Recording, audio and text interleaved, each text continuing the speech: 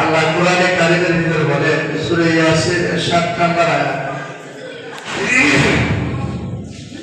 আলাম আহাদ ইলাইকুম ইয়া বনি আদম আল্লা তা'বুদু শাইতান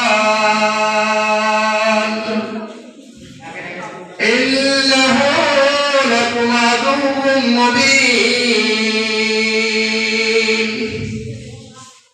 আল্লাহ বলছে আমি তোমাদেরকে কি জানা দেই নাই যে তোমরা শয়তানের ইবাদত করিও না?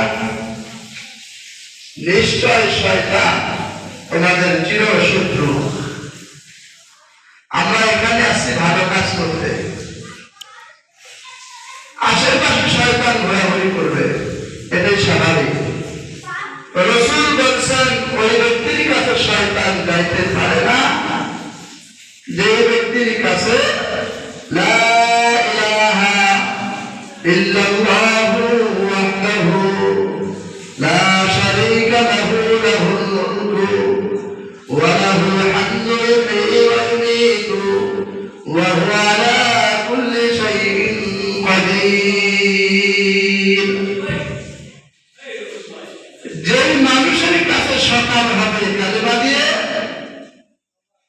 আর বিকেল হবে এই কালেমা দ্বারা, এই ব্যক্তির কাছে শয়তান প্রবেশ করতে পারে না। সুবহানাল্লাহ।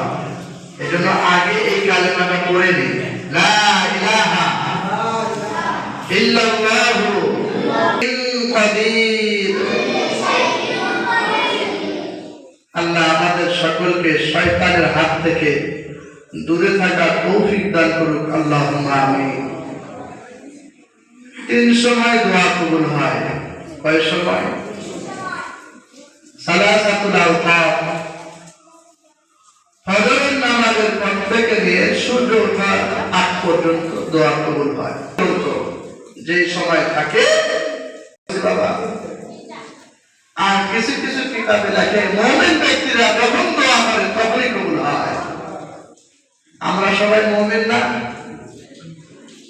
আমাদের সচিব সাহেব ওনার কথা অনেক শুনেছি আমি যখন টিচারদেরকে ক্লাস করাই তখন ফোনে ওনার কথা শুনেছি।